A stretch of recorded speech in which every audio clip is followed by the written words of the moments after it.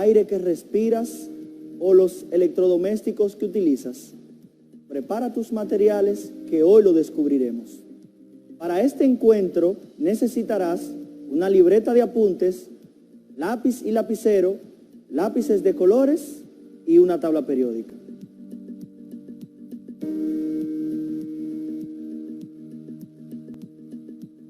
Saludos, sean bienvenidos y bienvenidas a este nuevo encuentro. Soy el profesor Ramón Roque Paulino y junto a la maestra Mirelis de Olio les estaré acompañando en esta nueva forma de aprender. Hoy conoceremos de un tema fascinante, clave para comprender fenómenos que ocurren en nuestro entorno y sobre todo para entender las fórmulas químicas de los productos que utilizamos para la prevención del COVID-19. Hablaremos de la estructura de la materia. Suena interesante, ¿verdad? Prepárate y manos a la química. Cuando finalice este encuentro, estarás en condiciones de reconocer problemas y situaciones de tu entorno y darles explicaciones utilizando los principios fundamentales de la química. Además, te estarás preparando para la realización de un reportaje acerca de la salud integral y el bienestar en tiempos de pandemia. Veamos una situación interesante. Debido a la problemática global provocada por el COVID-19, se estará, mediante la estrategia de proyectos, elaborando un reportaje científico a partir de información recolectada en investigaciones, donde se presentarán las medidas a tomar en cuenta para mitigar la propagación del virus. Ya hemos visto a la química como rama fundamental de las ciencias de la naturaleza y su estudio de las características de la materia. Vimos su desarrollo histórico, sus ramas y su participación en el desarrollo de la vida moderna. Hoy dedicaremos este episodio a comprender la composición y la estructura de la materia, la cual es, como ya sabemos, el objeto de estudio de esta disciplina científica.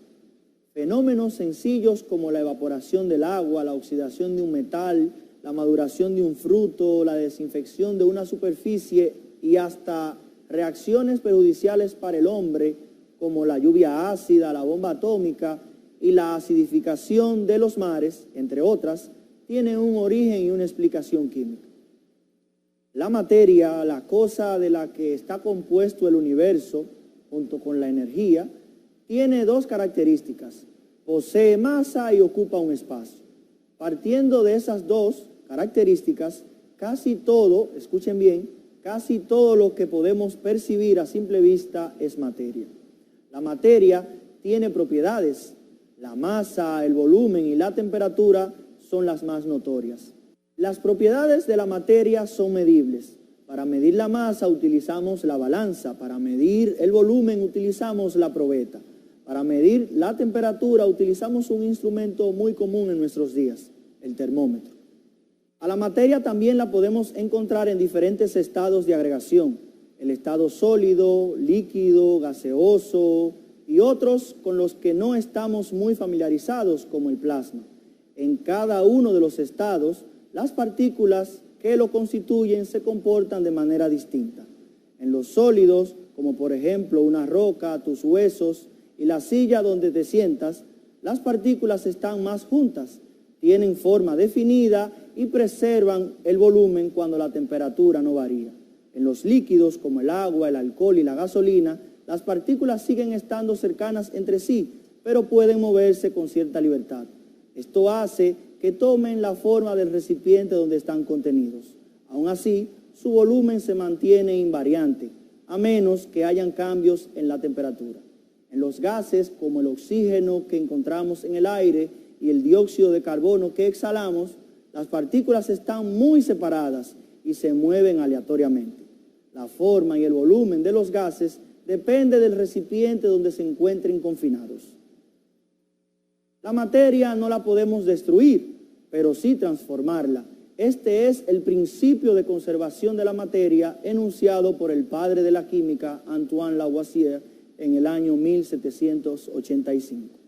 Los cambios o transformaciones que sufre la materia pueden ser físicos o químicos. En los cambios físicos se mantiene la naturaleza de la sustancia. Por ejemplo, cuando el agua se evapora en una olla sobre la estufa, el vapor sigue existiendo con la misma composición química que el agua. Por su parte, cuando un guineo se madura, presenciamos un cambio químico. Hay una variación en la composición del mismo. Esto hace que el guineo tenga un sabor diferente. El vapor de agua podría volver a líquido, pero el guineo no podría volver a verde. Otros cambios químicos son la oxidación de un metal, la fermentación de la leche, la descomposición de la comida o cuando un material sufre combustión o se quema. Todos los cambios de estado son cambios físicos. Por ejemplo, cuando un sólido se transforma en líquido, sufre la fusión. Aún así, el líquido mantendrá la misma composición química que el sólido. Después de este paseo rápido por aspectos fundamentales de la química, reflexionemos sobre lo siguiente. ¿Cuáles son los estados de la materia con los que estamos más relacionados?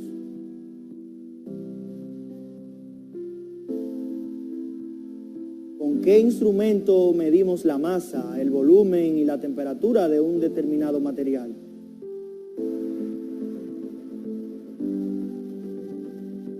¿Podemos destruir la materia?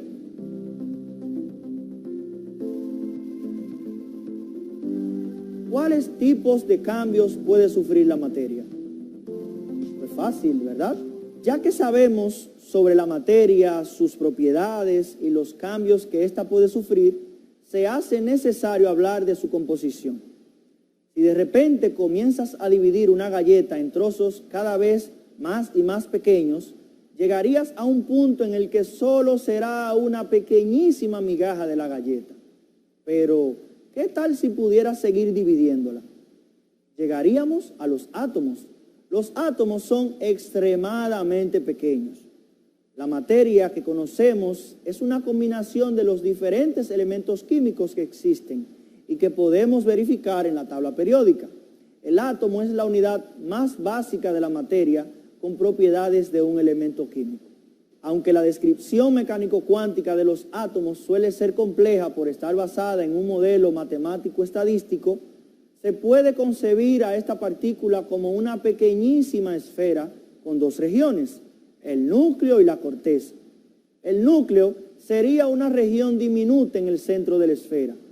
En este podríamos encontrar, a pesar de la pequeñez del átomo, dos tipos de partículas, los protones con carga positiva y los neutrones sin carga eléctrica neta. En todo el resto de la esfera hay orbitales donde es posible encontrar un tercer tipo de partícula, los electrones, los cuales tienen carga eléctrica negativa. A la distribución de los electrones de determinado elemento químico le llamamos configuración electrónica, un tema interesantísimo para discutir en otro momento. Los protones y los neutrones, a pesar de ser mucho más pequeños que los átomos, poseen masa. De hecho, cuando medimos la masa de una determinada materia, lo que hacemos es medir la masa de los núcleos de los átomos que constituyen ese material. Para fines prácticos, los electrones tienen masa despreciable, es decir, tendente a cero.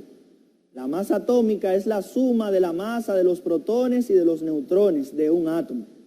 Un protón y un neutrón poseen aproximadamente una unidad de masa atómica abreviada como UMA, equivalente a 1.66 por 10 a la menos 27 kilogramos. La cantidad de protones que poseen los átomos determina su número atómico, con el cual se identifica a cada elemento químico en la tabla periódica. Por ejemplo, el oxígeno es el número 8 en la tabla periódica, es decir, los átomos de este elemento tienen 8 protones en su núcleo. Piensa en lo siguiente, si decimos que un átomo tiene como masa atómica 24 UMA y posee 12 protones, ¿cuántos neutrones tendría? ¿De qué elemento se trata? El magnesio, ¿verdad? Excelente. Si decimos que un átomo tiene 17 protones y posee 18 neutrones, ¿de qué elemento se trata? ¿Cuál es su masa atómica? El cloro. Perfecto. Si un átomo neutro tiene 13 electrones y una masa atómica de 27 UMA, ¿cuántos protones tendría? ¿Cuántos neutrones encontraríamos en su núcleo? ¿De qué elemento se trata? El aluminio brillante. Los átomos se combinan entre ellos para dar origen a moléculas. Por ejemplo, el agua es una combinación de 2 átomos de hidrógeno y un átomo de oxígeno. Otras moléculas pueden tener mucho más átomos. Por ejemplo, el gas propano, ese gas que hay dentro de un tanque en nuestras casas y con el cual nos cocinan los deliciosos alimentos, encontramos 11 átomos, 3 de carbono y 8 de hidrógeno. Cuando una materia está constituida por un mismo tipo de moléculas o átomos, decimos que la sustancia es pura. Sin embargo, cuando en un material hay moléculas que son diferentes, decimos que se trata de una mezcla. El aire es un ejemplo de eso, pues en este encontramos moléculas de nitrógeno, moléculas de oxígeno, de dióxido de carbono e incluso de agua. Las mezclas pueden ser homogéneas o heterogéneas, según podamos distinguir fases entre ellas. Las fórmulas químicas son la forma en la que representamos las moléculas cuando escribimos. Por ejemplo, cuando ves escrita la expresión H2O, estás viendo la fórmula química del agua. Para escribir una fórmula química de una molécula tomamos en cuenta lo siguiente. Los átomos se representan por medio del símbolo del elemento al que representan. Por ejemplo, el mercurio se escribiría como H mayúscula, G minúscula, el cobre como C mayúscula, U minúscula, el hierro como F mayúscula, E minúscula, el azufre como S mayúscula, el calcio C mayúscula y A minúscula, y así cada uno de los elementos químicos tendrá una forma distintiva de escribirlos en la fórmula química. El número de cada tipo de átomo se indica por medio de un subíndice escrito a la derecha del símbolo del elemento, ese numerito pequeñito que aparece en las fórmulas. Cuando solo hay un átomo de un elemento determinado, el subíndice es 1 y no se escribe. También es posible hacer uso de paréntesis y corchetes para escribir las fórmulas químicas. Veamos algunos ejemplos. El trióxido de azufre se escribe como S mayúscula, O mayúscula y un subíndice 3. El pentóxido de dinitrógeno se escribe como N mayúscula con un subíndice 2 y O mayúscula con un subíndice 5. La glucosa, el combustible de nuestras células, se escribe como C mayúscula 6 como subíndice, H mayúscula 12 como subíndice, O mayúscula y 6 como subíndice. Veamos otras sustancias y sus fórmulas moleculares. La molécula del dióxido de carbono tiene 2 átomos de oxígeno y un átomo de carbono. Por tanto, se escribe con la C mayúscula del carbono seguido de la O mayúscula del oxígeno con un subíndice 2, indicando que la molécula tiene 2 átomos de este elemento. Por su parte, el alcohol isopropílico posee un total de 12 átomos, de los cuales 3 son de carbono, 8 son de hidrógeno y 1 de oxígeno. A la hora de escribir esta fórmula molecular, escribiremos C mayúscula y un subíndice 3, H mayúscula y un subíndice 8 y una O mayúscula con un subíndice 1 que no marcaríamos. Veamos lo que hemos aprendido hoy. Identificamos algunas propiedades de la materia y los instrumentos para medirlas. Reconocimos los estados en los que se puede presentar la materia y sus características. Identificamos los tipos de cambios que puede sufrir la materia.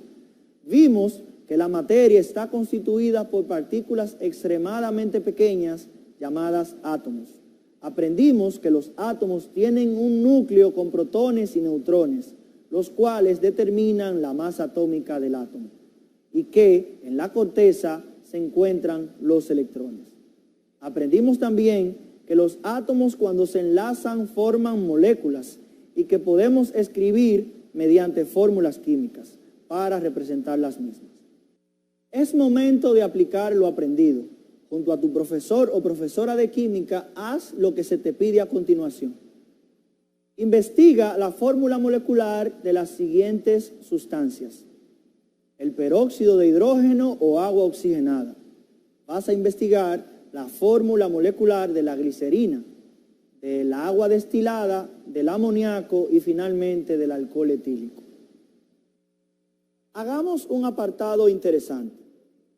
Primero veamos un ejemplo del entendimiento del núcleo del átomo. En cierto material se han detectado experimentalmente átomos cuyos núcleos poseen una masa de 39 unidades de masa atómica, UMA, y un total de 19 cargas positivas. Según esta información, ¿de qué elemento se trata? ¿Cuántos neutrones tienen estos átomos según la información recolectada? Veamos cómo se hace. Para ello, vamos a necesitar una tabla periódica y nuestra libreta de apuntes. Nos han dicho que los átomos del material que se ha encontrado tienen 39 unidades de masa atómica, lo que significa que los núcleos de estos átomos tienen un total de 39 partículas. Para nuestro ejemplo vamos a utilizar lo que llamamos simbología nuclear. En la simbología nuclear colocamos el símbolo del elemento. En la parte superior izquierda colocamos su masa atómica representada con la letra A y en la parte inferior izquierda colocamos su número atómico representado con la letra Z. En nuestro problema nos han dicho que el elemento en cuestión tiene una masa atómica de 39 UMA y que el átomo del material en cuestión, los átomos de este material, tienen 19 cargas positivas. Esas 19 cargas positivas hacen referencia a los protones. En nuestra tabla, los protones están representados por el número atómico. Buscamos entonces en nuestra tabla y nos damos cuenta que existe un elemento químico cuyo número atómico es el 19. Número atómico 19 y corresponde al elemento potasio, cuyo símbolo es la letra K. Completando nuestro símbolo nuclear, entonces colocamos la letra K del potasio. En la parte superior izquierda colocamos su masa atómica, que es 39, y en la parte inferior izquierda colocamos el número atómico, que es 19, que corresponde a los protones de nuestro átomo. Es como si viéramos el núcleo del potasio, en el cual hay 39 partículas. Y yo pregunto, o nos preguntamos, sabemos que en el núcleo hay protones y neutrones. Si tenemos un total de 39 partículas en ese núcleo, ¿cuántas son neutrones? Basta con hacer una diferencia. Si tengo un total de 39 partículas y de esas 39, 19 son protones, entonces el resto deben ser neutrones. Hacemos una resta entonces para decir que el número de neutrones será igual a la masa atómica menos el número atómico. Sabemos entonces que el número de neutrones será igual a 39 menos 19. Eso nos da unos 20 neutrones. De manera que el núcleo de nuestro átomo tiene un total de 20 neutrones. Como podemos ver, entender la estructura de nuestro núcleo es bastante sencillo. Dediquemos este segundo apartado a entender la corteza de los átomos, en el lugar donde se encuentran los electrones. Para comprender los átomos, en el devenir de la historia de la química se han propuesto muchos modelos intentando explicar la forma y el comportamiento de los mismos. El modelo de Demócrito, el modelo de Dalton, el modelo del pudín de pasas de Thomson, el modelo de Rutherford, el modelo de Bohr, el modelo de Sommerfeld y el modelo de Schrödinger. Podrías indagar más sobre estos modelos junto a tus profesores. El modelo atómico actual es una interpretación de la combinación de estadísticas y matemáticas y está centrado en el entendimiento de la distribución de los electrones alrededor del núcleo, en una región que conocemos como orbitales atómicos, en los cuales existe una alta densidad electrónica. A la distribución y al comportamiento de los electrones en torno al núcleo le llamamos configuración electrónica. Para hacer la configuración electrónica de determinado elemento, nos basamos en 4 números cuánticos, los cuales son derivados de la ecuación de Schrödinger. En cierto modo, los 4 números cuánticos son como el domicilio, entre comillas, de un electrón en determinado elemento. Los 4 números cuánticos son el número cuántico principal n, que describe el tamaño de los orbitales, el número cuántico del momento angular o azimutal, L, que expresa la forma de los orbitales, el número cuántico magnético, ML, que describe la orientación del orbital en el espacio, y el número cuántico del spin, MS, que indica el sentido del giro del electrón. Veamos en detalle los 4 números cuánticos. El primer número cuántico es el n o principal. El número cuántico principal puede tomar valores que van desde 1 hasta el infinito, pero en química generalmente llegamos hasta 7.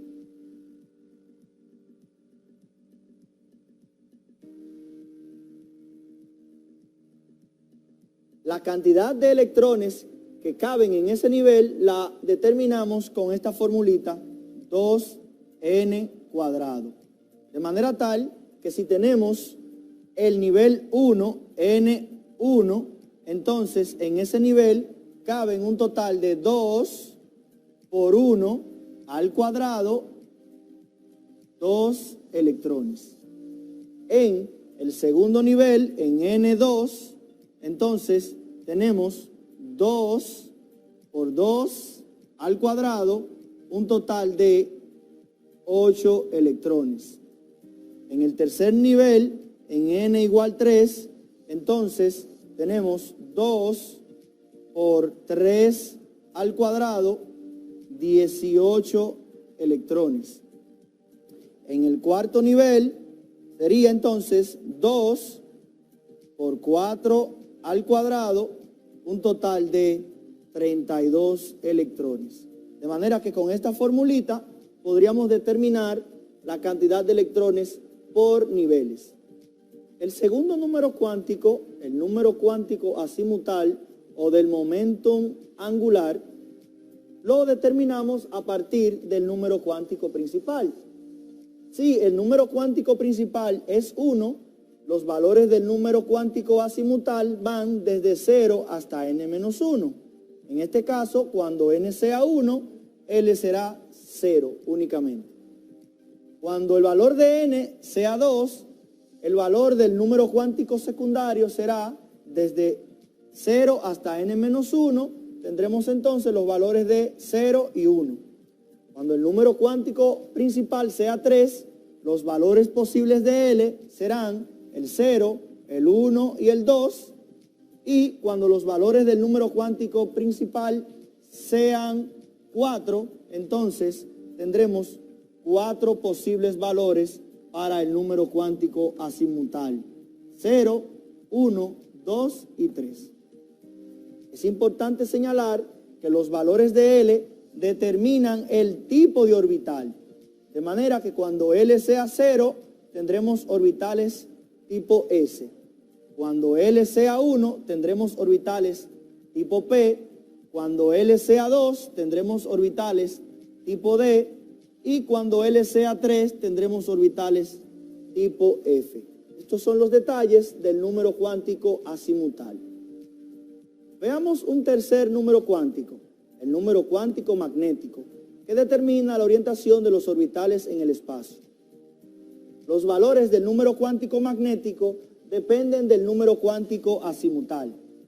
Cuando el número cuántico azimutal tenga valor de 0, el número cuántico magnético tendrá valor de 0 igualmente. Cuando el número cuántico azimutal tenga valor de 1, los valores del número cuántico magnético serán -1, 0 y 1. Cuando el número cuántico azimutal tenga valor de 2, los valores de ML irán desde -2, pasando por 0, hasta 2. Cuando el número cuántico azimutal tenga valor de 3, el número cuántico magnético tendrá valores de -3, -2, -1, 0, 1, 2 y 3.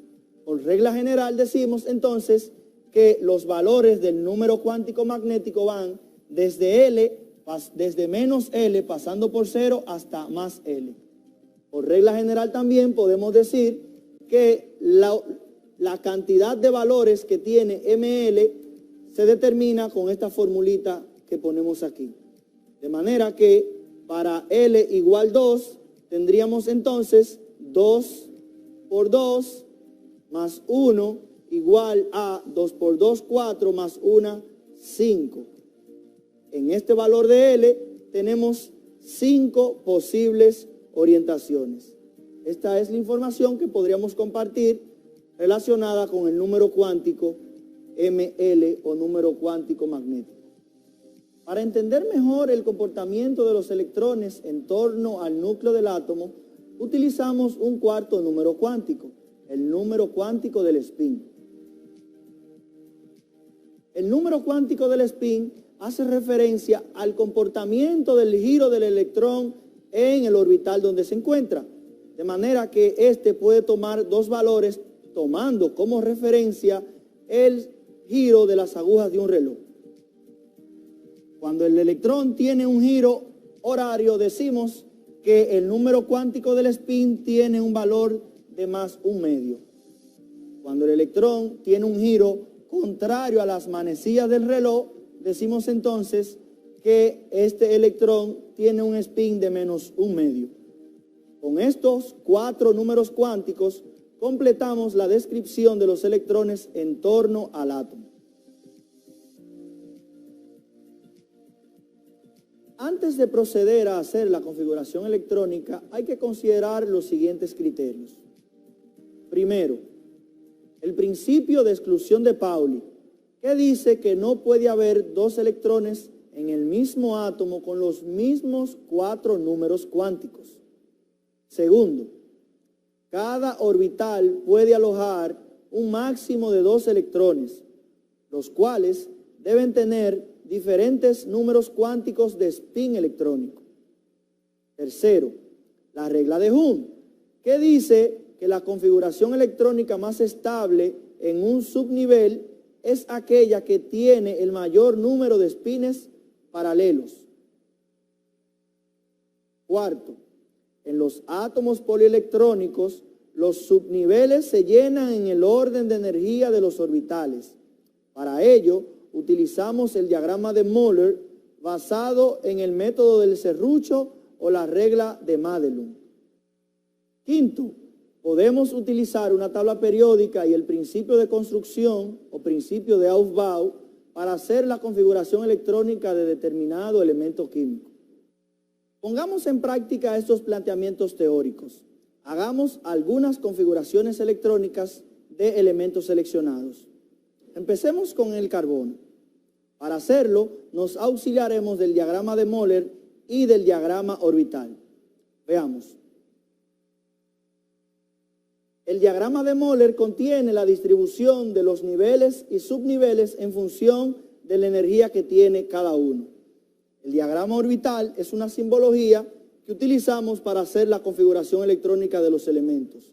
En el mismo aparece un número que indica el nivel y puede ir desde 1 hasta 7.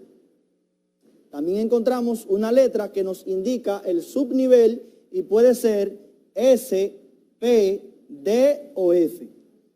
Como superíndice de esta letra del subnivel, encontramos entonces la cantidad de electrones que encontramos allí. Para el subnivel S tendremos un máximo de 2 electrones. para el subnivel P un máximo de 6 electrones, para el subnivel D un máximo de 10 y para el subnivel F un máximo de 14 electrones.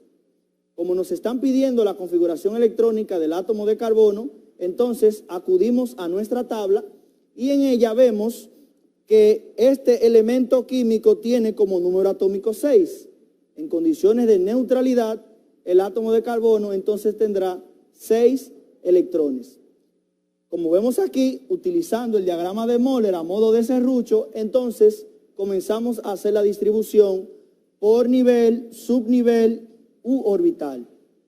Entonces, en el primer nivel, el átomo de carbono tendrá un máximo de 2 electrones. En el segundo nivel, entonces, tendremos 2 subniveles, el subnivel S y el subnivel P. En el subnivel S, el átomo de carbono tendrá 2 electrones pertenecientes al nivel 2 y además tendrá en el subnivel P un máximo de 2 electrones. Si contamos la cantidad de electrones que tiene esta configuración electrónica, vemos aquí que en el nivel 1, subnivel S, encontramos 2 electrones. En el nivel 2, subnivel S, encontramos 2 electrones más. Y en el nivel 2, subnivel P, encontramos 2 electrones más. En total tenemos la cantidad de electrones, serían 6 para hacer la configuración electrónica de nuestro átomo de carbono en condiciones de neutralidad. Estas cajitas que colocamos aquí debajo se utilizan para mostrar la distribución de los espines de los electrones en los diferentes subniveles.